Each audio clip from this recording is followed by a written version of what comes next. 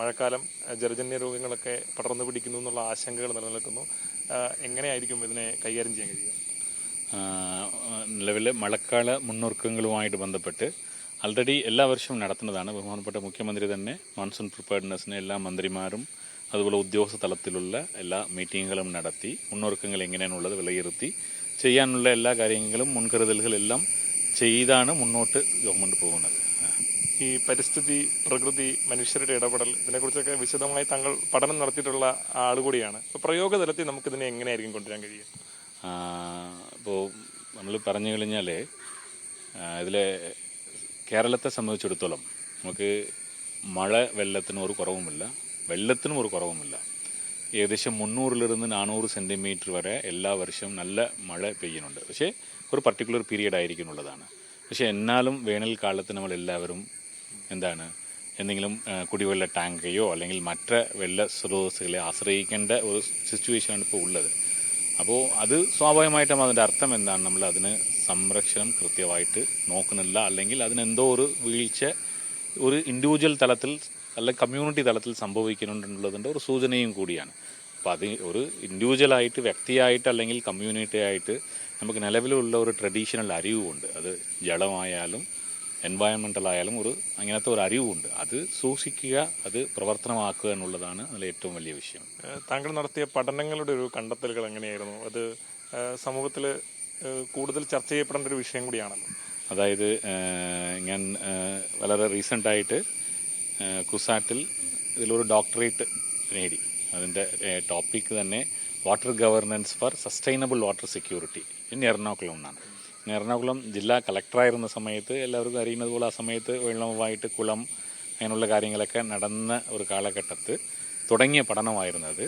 അതായത് സുസ്ഥിരമായിട്ടുള്ള ജല സംരക്ഷണം ഉറപ്പാക്കാനായിട്ടുള്ള ഒരു പഠനമായിരുന്നത്. ആ പഠനത്തിൻ്റെ അവസാനം വന്നപ്പോൾ അത് സബ്മിറ്റ് ചെയ്യുകയും റീസെൻ്റായിട്ട് കുസാറ്റ് അത് ഡോക്ടറേറ്റ് അവാർഡ് ചെയ്യുകയും ചെയ്തിട്ടുണ്ട്.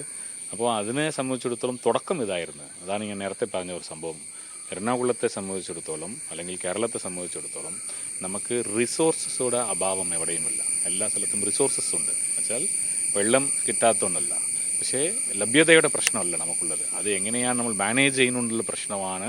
നമ്മൾ വെള്ളമായാലും ഇതായാലുമുള്ള പ്രശ്നം എന്നുള്ളതായിരുന്നു ആ പഠനത്തിൽ കണ്ടെത്തൽ. ഈ കഴിഞ്ഞ വേനൽക്കാലത്ത് വലിയ പ്രതിസന്ധി ജനങ്ങൾ അനുഭവിക്കുന്ന ഒരു സാഹചര്യം ഉണ്ടായിരുന്നു. നമ്മൾ കണ്ടതാണ് പലയിടങ്ങളിൽ, കേരളത്തിൽ അങ്ങോളം ഇങ്ങോളം സാഹചര്യങ്ങൾ. വരുന്ന കാലത്ത് താങ്കൾ പറഞ്ഞതുപോലെ ആണെങ്കിൽ അതിന് മാറ്റം ഉണ്ടാകാൻ കഴിയുന്ന, ഈ കൃത്യമായി ഈ സാഹചര്യങ്ങളെ വിനിയോഗിക്കുകയാണെങ്കിൽ അതിന് മാറ്റം ഉണ്ടാകാൻ കഴിയുന്ന സാഹചര്യം ഉണ്ടാകും. അതായത് ഇതൊന്നും ഒരു മാജിക്കൽ ഇതല്ല. അതായത് ഒരു ദിവസം കൊണ്ട് ഇതൊന്നും മാറ്റാൻ പറ്റില്ല. പണ്ട് കേരളത്തെ സംബന്ധിച്ചിടത്തോളം നമ്മൾ കാവുകളാകട്ടെ, നമ്മൾ അതാണ് പറഞ്ഞ ട്രഡീഷണൽ അറിവ് എന്ന് പറയുന്നത്. നമ്മൾ മനുഷ്യൻ ആ ട്രഡീഷണലായിട്ടുള്ള അറിവുകൾ അങ്ങോട്ട് മാറ്റി വെച്ചുകൊണ്ട് കോണ്ടംപററിയിലേക്ക് പോകുമ്പോൾ ചില സ്വാർത്ഥത കൊണ്ട് ചെയ്യുന്ന കുറേ കാര്യങ്ങളുണ്ട്. അതുകൊണ്ടാണ് കമ്മ്യൂണിറ്റി ലെവൽ പ്രശ്നങ്ങൾ വെള്ളമായാലും പരിസ്ഥിതി ആയാലും വരുന്നത്.